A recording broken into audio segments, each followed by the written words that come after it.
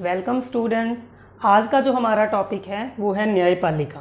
इससे पहले हमने पिछली जो वीडियोस थी उसके अंदर व्यवस्थापिका को कंप्लीट कर लिया है और कार्यपालिका को कंप्लीट कर लिया है। तो हमारा जो तीसरा भाग बचता है केंद्र सरकार का वो है न्यायपालिका। तो केंद्र सरकार की न्यायपालिका में आता है सर्वोच्च न्यायालय। तो सर्वोच्च न्यायालय पर दो क्वेश्चन बन सकते हैं कि सर्वोच्च न्यायालय के संगठन के बारे में बताइए और सर्वोच्च न्यायालय के क्षेत्राधिकार के बारे में बताइए। तो हमें पहले करना है संगठन। संगठन को अपने समझते हैं, हालांकि क्षेत्राधिकार ज़्यादा इंपॉर्टेंट रहता है, पर इसको अच्छी तरह से समझने के लिए पहले हमें संगठन देखना होगा। सर्वोच्च न्यायालय के संगठन के अंदर हमें ये 5 चीज़ें ध्यान में रखनी है। जैसे पहले टॉपिक में अपने बात करेंगे न्यायाधीशों की संख्या, दूसरे में न्यायाधीशों की नियुक्ति, तीसरे में न्यायाधीशों की योग्यताएं, चौथे में प्रतिबंध यानी इन पर क्या प्रतिबंध है, और पांचवें में कार्यकाल व पदच्युति। तो चलिए देखते हैं। सबसे पहले है न्यायाधीशों की संख्या। वर्तमान में जो न्यायाधीशों की संख्या है वो है 1+30, यानी एक तो मुख्य न्यायाधीश होगा और 30 अन्य न्यायाधीश होंगे। ये वर्तमान की व्यवस्था है। जबकि जो मूल संविधान था, जब संविधान की रचना हुई थी मूल संविधान में, उसमें दिया गया था 1+7, यानी एक मुख्य न्यायाधीश होगा और 7 अन्य न्यायाधीश होंगे। लेकिन अपने को वर्तमान वाली जरूर ध्यान में रखनी है 1+30। अब अपने बात करेंगे कि न्यायाधीशों की नियुक्ति कैसे होती है, कौन करता है नियुक्ति। न्यायाधीशों की नियुक्ति होती है राष्ट्रपति द्वारा। राष्ट्रपति इनकी नियुक्ति करता है।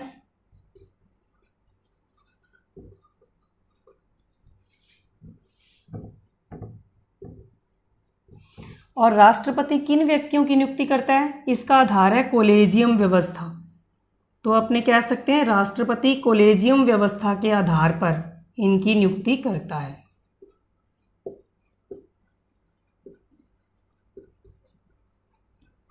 अब ये कोलेजियम व्यवस्था क्या है, इसमें होता है एक तो मुख्य न्यायाधीश सर्वोच्च न्यायालय का, और प्लस में होते हैं 4 वरिष्ठतम, उसके बाद के जो मुख्य हैं 4 वरिष्ठतम न्यायाधीश, इनकी कमेटी होती है। और ये कमेटी राष्ट्रपति को नाम भेजती है, नाम प्रस्तावित करती है कि इन व्यक्तियों को मुख्य न्यायाधीश बनाया जाए या अन्य न्यायाधीश बनाया जाए। तो उनमें से राष्ट्रपति न्यायाधीशों की नियुक्ति करता है। अगर मुख्य न्यायाधीश की नियुक्ति करनी हो तो सेवानिवृत्त मुख्य न्यायाधीश लिया जाता है। यहाँ पर सेवानिवृत्त मुख्य न्यायाधीश और 4 वरिष्ठतम न्यायाधीश, वो राष्ट्रपति को नाम सुझाएंगे और राष्ट्रपति उनके आधार पर न्यायाधीशों की नियुक्ति करेगा। आगे है योग्यताएं, यानी किसी व्यक्ति ने सर्वोच्च न्यायालय में अगर न्यायाधीश बनना है तो उसके लिए क्या योग्यताएं होनी चाहिए। तो योग्यताएं सर्वोच्च न्यायालय का न्यायाधीश बनने के लिए, एक तो ये कि वह भारत का नागरिक हो, ये तो सबसे पहले बात रहती है कि विदेशी कोई यहाँ न्यायाधीश नहीं बन सकता। दूसरी इसमें योग्यता है कि वह उच्च न्यायालय या 2 या 2 से अधिक न्यायालयों में, यानी और अधीन जो न्यायालय है,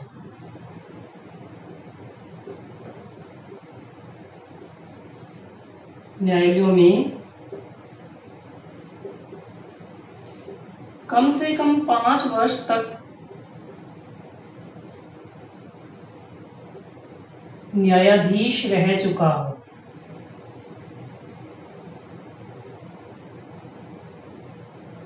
अगर ये शर्त पूरी नहीं करता तो ये करनी होगी कि वह उच्च न्यायालय या 2 से अधिक न्यायालयों में कम से कम 10 वर्ष तक अधिवक्ता रहा हो। अधिवक्ता का मतलब है वकील, यानी अगर न्यायाधीश रहा हो तो उसके लिए कम से कम 5 वर्ष होने चाहिए, और अगर अधिवक्ता है तो कम से कम 10 वर्ष तक रहा हो। इसके भी अथवा में एक शर्त है कि वह राष्ट्रपति की दृष्टि में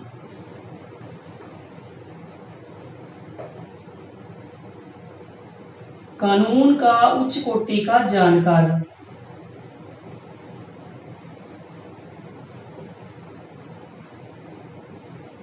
उच्च कोटि का जानकार, अच्छा ज्ञाता हो कानून का। तो देखते हैं दोबारा से कि योग्यता ये है, पहली ये तो जरूरी है कि वह भारत का नागरिक हो। दूसरी में ये 3 बातें आती हैं, इन तीनों में से एक भी पूरी करता है तो वो शर्त कंप्लीट हो जाएगी इसकी दूसरी शर्त, यानी या तो वो उच्च न्यायालय या 2 या 2 से अधिक न्यायालयों में कम से कम 5 वर्ष तक न्यायाधीश रहा हो, या कम से कम 10 वर्ष तक अधिवक्ता रहा हो, और या वह राष्ट्रपति की दृष्टि में कानून का उच्च कोटि का जानकार हो। तो अगला इसमें आता है प्रतिबंध कि इन न्यायाधीशों पर क्या प्रतिबंध है। तो जो सर्वोच्च न्यायालय के न्यायाधीश होते हैं वो सेवानिवृत्ति के बाद यानी रिटायर होने के बाद किसी न्यायालय में वकालत नहीं कर सकते, किसी न्यायालय में वकालत नहीं कर सकते, ये इन पर प्रतिबंध है।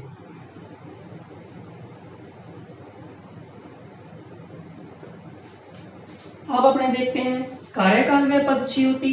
तो इसके अंदर जो न्यायाधीश होते हैं सर्वोच्च न्यायालय के न्यायाधीश, उनका कार्यकाल होता है 65 वर्ष की आयु तक। ये आयु के अकॉर्डिंग है, इसमें टाइम पीरियड के अकॉर्डिंग ना होके आयु के अकॉर्डिंग होता है। 65 वर्ष की आयु तक वो पद पर रहता है, भले ही इस टाइम तक उसका कार्यकाल 3 वर्ष का हुआ हो अथवा 10 वर्ष का हो गया हो, आयु देखी जाएगी, एज फैक्टर देखा जाएगा इसमें। और इससे पहले भी इसको हटाया जा सकता है, वो है महाभियोग। तो अपने लिखेंगे महाभियोग के आधार पर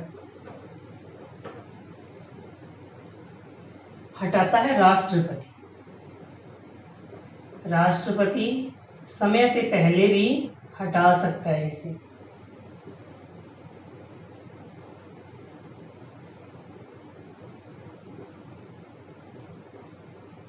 राष्ट्रपति कब लगाता है महाभियोग? इसके अंतर्गत ये होता है कि संसद के जो दोनों सदन हैं, दोनों सदन लोकसभा और राज्यसभा, ये दोनों अलग अलग विशेष बहुमत से, विशेष बहुमत यानी 2/3 बहुमत से इसे अयोग्य अथवा दुराचारी सिद्ध कर दें, खराब आचरण वाला,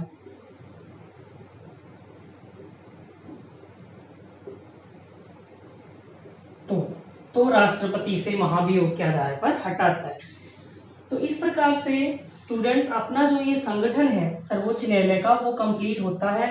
संगठन के अंदर अपने को 5 टॉपिक लिखने हैं। न्यायाधीशों की संख्या लिखनी है सबसे पहले, इसमें अपने बता देंगे 1+30, और न्यायाधीशों की नियुक्ति राष्ट्रपति करता है कोलेजियम व्यवस्था के आधार पर। योग्यताएं वही बताएंगे कि वो कम से कम भारत का नागरिक हो या उच्च न्यायालय अथवा उसके अधीन न्यायालयों में कम से कम 5 वर्ष तक न्यायाधीश रहा हो या 10 वर्ष तक अधिवक्ता रहा हो। प्रतिबंध के अंतर्गत अपने बताएंगे कि उन पर यह प्रतिबंध है कि सेवानिवृत्ति के बाद वो किसी न्यायालय में वकालत नहीं कर सकते। कार्यकाल व पदच्युति में अपने बताएंगे कि कार्यकाल इनका है 65 वर्ष की आयु तक, और पदच्युति का मतलब होता है पद से हटाना, तो इनको महाभियोग के द्वारा पद से हटाया जाता है, जिसके अंतर्गत संसद के दोनों सदन ये प्रस्ताव पारित करते हैं अलग अलग विशेष बहुमत से। और वो प्रस्ताव क्या पारित करते हैं कि अयोग्य है अथवा दुराचारी है, इस प्रकार का प्रस्ताव। तो अपना ये संगठन कंप्लीट होता है। अब हम कर रहे हैं सर्वोच्च न्यायालय का क्षेत्राधिकार अथवा कार्य व शक्तियाँ। तो इनके अंतर्गत हमें ये 6 टॉपिक ध्यान में रखने हैं। 6 टॉपिक जैसे पहला है प्रारंभिक क्षेत्राधिकार, इसमें भी 2 आते हैं आगे, या तो कहें प्रारंभिक एकमेव क्षेत्राधिकार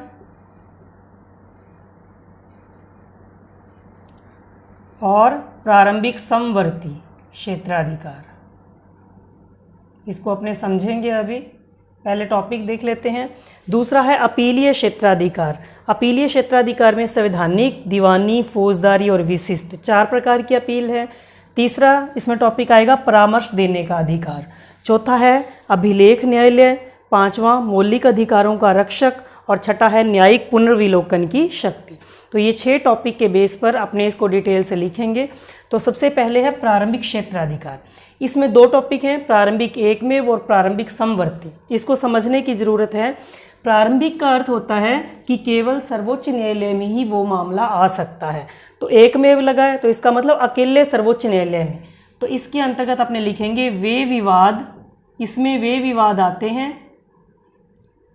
जिन्हें या कहें जिनकी सुनवाई केवल सर्वोच्च न्यायालय में हो सकती है, अन्य किसी न्यायालय में नहीं लाए जा सकते।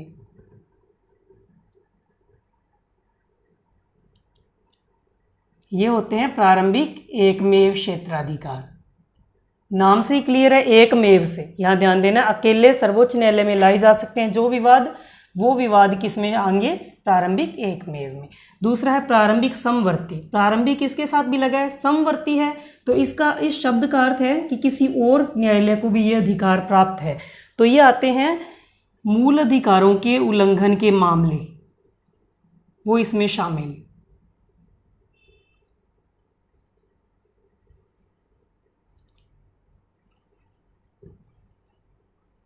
अब ये इसमें क्यों शामिल है? क्योंकि मूल अधिकारों के मामले में व्यक्ति को अधिकार है कि वो चाहे तो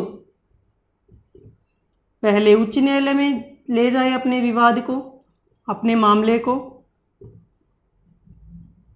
या सर्वोच्च न्यायालय में। ये व्यक्ति पर है,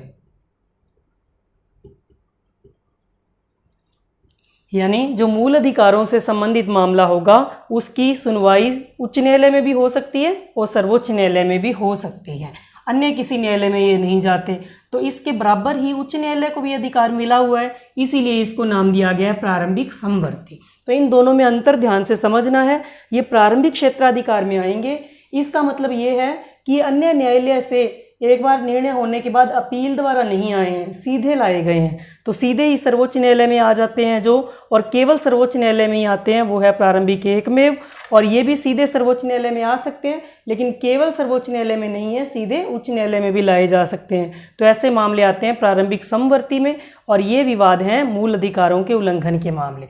इसमें भी अपने एग्जाम्पल देख लेते हैं कि ये कैसे विवाद हैं जो केवल सर्वोच्च न्यायालय में ही हो सकते हैं हल, और किसी न्यायालय में नहीं ले जाए जा सकते। तो इन विवादों में आते हैं, एक तो जैसे कह दें कि भारत का या केंद्र का किसी राज्य के साथ विवाद हो, एक राज्य से कह दें या ज़्यादा राज्यों से विवाद हो, तो वो विवाद का हल होगा सर्वोच्च न्यायालय में, और किसी उच्च न्यायालय में ये विवाद नहीं जा सकता। या दो से अधिक राज्यों के अंदर जो विवाद हो, राज्यों में आपस में विवाद हो, तो वो विवाद भी किसी एक राज्य के उच्च न्यायालय में ना जाकर सर्वोच्च न्यायालय में जाएगा।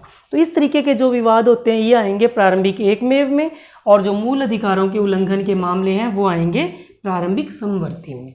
नेक्स्ट है अपीलीय क्षेत्राधिकार। तो इस शब्द से ही पता चल रहा है कि ये सीधे सर्वोच्च न्यायालय में नहीं आते हैं ऐसे मामले, ये निचली अदालत से आते हैं, निचले न्यायालय से आते हैं, जैसे उच्च न्यायालय से। उच्च न्यायालय में निर्णय से अगर कोई व्यक्ति खुश नहीं है तो वो सर्वोच्च न्यायालय में अपील कर सकता है। तो किन किन आधारों पर वो अपील करेगा? एक तो इसका आधार है संवैधानिक, यानी यदि उच्च न्यायालय ये प्रमाणित कर दे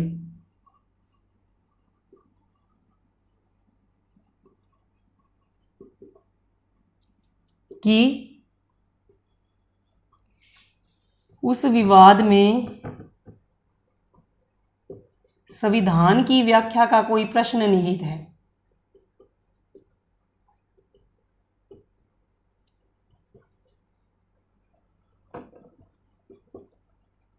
यानी इंपॉर्टेंट है वो बात, संविधान की व्याख्या का प्रश्न है, उसके अंदर व्याख्या करनी है, संविधान को समझना है, तो वो ऐसा कोई भी मामला है तो वो सर्वोच्च न्यायालय में उसकी अपील की जा सकती है, तो वो आ जाएगा संवैधानिक में। दीवानी, ये राशि से संबंधित विवाद होते हैं, पैसे से संबंधित जो भी विवाद हैं वो आएंगे दीवानी में, और उनकी अपील उच्च न्यायालय के बाद सर्वोच्च न्यायालय में की जा सकती है। इसमें जो मूल संविधान था उसमें ये सीमा निर्धारित की गई थी 20,000 की, यानी अगर विवाद 20,000 से अधिक की राशि का है तो ही सर्वोच्च न्यायालय में अपील की जा सकती थी, परंतु वर्तमान में ये सीमा हटा दी गई है 1973 के संविधान संशोधन से, यानी अब कितनी भी राशि का विवाद हो उसकी अपील सर्वोच्च न्यायालय में की जा सकती है। नेक्स्ट है फौजदारी। इसमें कौन कौन से मामले आते हैं? जाएंगे तो उच्च न्यायालय से ही अपील से, लेकिन कौन से मामले आएंगे वो देखते हैं। ऐसा कोई मामला या कहीं ऐसा कोई विवाद या केस जिसमें उच्च न्यायालय ने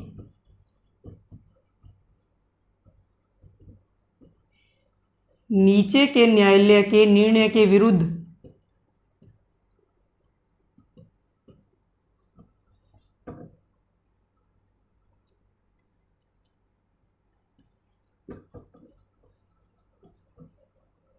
अभियुक्त है, जो जिसको अपराधी कहा गया है, आरोपी जो है, उसको मृत्यु दंड दे दिया हो,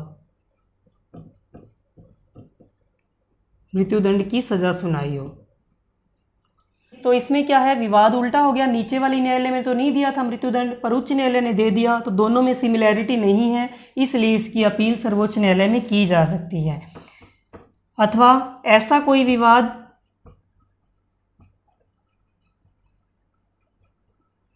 जिसमें उच्च न्यायालय ने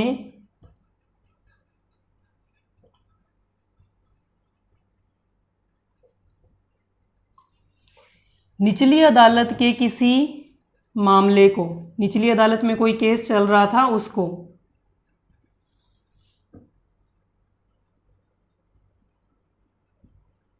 अपने यहाँ बुला लिया, उसको, उस केस को अपने यहाँ ले लिया, अपने यहाँ लेकर अभियुक्त को मृत्युदंड दे दिया हो।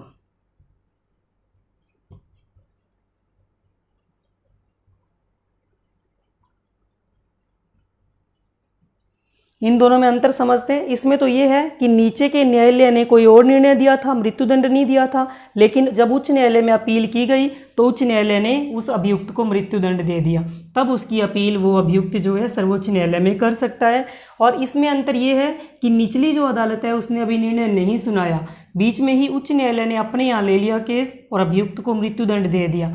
ऐसा कोई मामला है तब भी अभियुक्त उसकी अपील सर्वोच्च न्यायालय में कर सकता है। नेक्स्ट है विशिष्ट।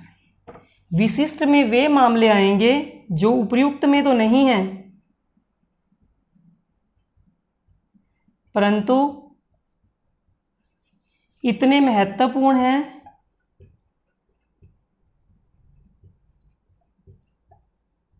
कि उनमें सर्वोच्च न्यायालय का हस्तक्षेप आवश्यक हो जाता है। सर्वोच्च न्यायालय का हस्तक्षेप जरूरी हो जाता है जिसके अंदर, लेकिन उपयुक्त में नहीं आते। ऐसे मामले आएंगे विशिष्ट में। इनमें क्या होता है, निचली अदालत में किसी भी न्यायालय में कोई मामला चल रहा हो, सैनिक न्यायालयों को छोड़कर, जो सैनिक न्यायालय होते हैं उनके केस को सर्वोच्च न्यायालय अपने यहाँ नहीं ले सकता। तो कहेंगे सैनिक न्यायालय को छोड़कर किसी भी न्यायालय में कोई मामला चल रहा है और सर्वोच्च न्यायालय को लगता है कि उसमें उनका हस्तक्षेप ज़रूरी है, तो सर्वोच्च न्यायालय उस मामले को अपने यहाँ मंगवा सकता है और उसका निर्णय कर सकता है। तो इस प्रकार के से अपना विशिष्ट तक ये कंप्लीट होता है अपीलीय क्षेत्राधिकार। अब करते हैं परामर्श देने का अधिकार, यानी सलाह देने का अधिकार। तो किसको सलाह देता है सर्वोच्च न्यायालय? राष्ट्रपति को। तो इसमें अपने लिखेंगे कि संविधान के अनुच्छेद 143 के अनुसार, यहाँ थोड़ा सा अनुच्छेद अपने कर लेते हैं, वैसे 10th के अकॉर्डिंग इतने ज़्यादा अनुच्छेद करने की ज़रूरत नहीं है। संविधान के अनुच्छेद 143 के अनुसार क्या है, यदि राष्ट्रपति को लगता है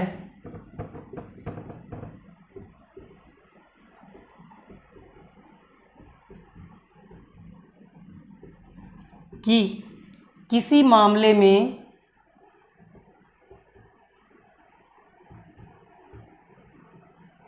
विधि संबंधी सलाह की ज़रूरत है, यानी कोई ऐसा प्रश्न है जिसमें विधि संबंधी व्याख्या की ज़रूरत है, तो राष्ट्रपति क्या करता है, सर्वोच्च न्यायालय से परामर्श मांगता है।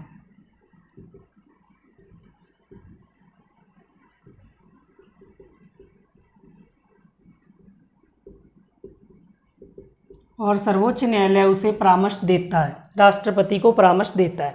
अब जो सर्वोच्च न्यायालय राष्ट्रपति को परामर्श देता है, राष्ट्रपति उसको माने या नहीं माने वो राष्ट्रपति के विवेक पर निर्भर है, यहाँ ये ध्यान रखना है। आगे है अभिलेख न्यायालय। अभिलेख न्यायालय ये दो प्रकार से है, दो बातों के आधार पर इसको अभिलेख न्यायालय कह सकते हैं। एक तो ये कि जो इसके निर्णय होते हैं, सर्वोच्च न्यायालय के निर्णय वो सब जगह साक्षी के रूप में स्वीकार किए जाते हैं।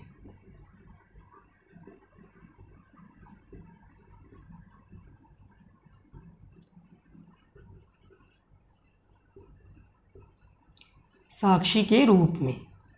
इसका अर्थ ये है कि कोई ऐसा मामला सर्वोच्च न्यायालय में आया है और उसने जो निर्णय दिया है वैसा ही सेम मामला किसी अन्य अदालत में आता है तो देखा जाएगा कि सर्वोच्च न्यायालय ने क्या निर्णय सुनाया था, वो निर्णय स्वयं में एक कानून बन जाता है, तो निचली अदालतें भी उसके आधार पर ही निर्णय करती हैं।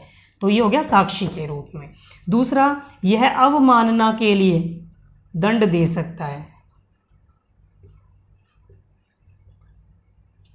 अवमानना यानी इसकी आज्ञा को कोई नहीं माने तो उसके लिए सर्वोच्च न्यायालय दंड दे सकता है। इन बातों के आधार पर इसको कहेंगे कि यह अभिलेख न्यायालय है। नेक्स्ट है मौलिक अधिकारों का रक्षक। तो सर्वोच्च न्यायालय और उच्च न्यायालय दोनों ही मौलिक अधिकारों के रक्षक हैं। तो सर्वोच्च न्यायालय में अपने लिखेंगे कि मौलिक अधिकारों के उल्लंघन के मामले में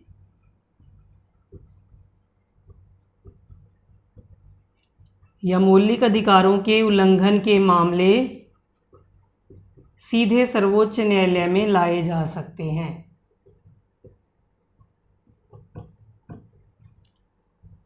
व्यक्ति चाहे तो उच्च न्यायालय में भी ले जा सकता है, परंतु यहां भी सीधे लाए जा सकते हैं।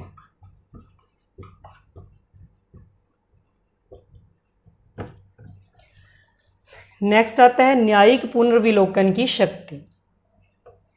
न्यायिक पुनर्विलोकन का मतलब है जो कानून बनाए गए हैं व्यवस्थापिका के द्वारा उनकी वैधानिकता की जांच करना। अब यहां आपने लिखेंगे कि ये व्यवस्थापिका द्वारा बनाए गए कानूनों की